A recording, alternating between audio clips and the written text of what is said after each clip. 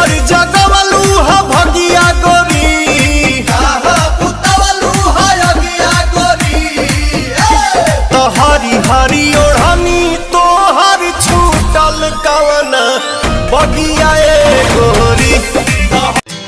आ गया भोजपुरी के power star Pawan Singh ji का एक और वायरल सॉन्ग का टाइटल है घाव दे देवे। बहुत ही सुपर और बड़े लेवल का सॉन्ग है। इस सॉन्ग में पवन सिंह जी, उनके साथ शिल्पी राज जी का मधुर आवाज़ है। गाने के राइटर निकी निहाल जी, म्यूजिक से सजाया है प्रियांशु सिंह जी ने। इसमें भोजपुरी की एक्ट्रेस शिवाली राजपूत भी दिखेंगी। यह सॉन्ग ग्लोबल म्यूजिक जंक्शन से रिलीज किया जाएगा। इसका डेट अभी फिक्स नहीं है, ये कमिंग सून में डाला गया है। इसका पोस्टर आज ही रिलीज हुआ है, तो आप लोग रहे तैयार।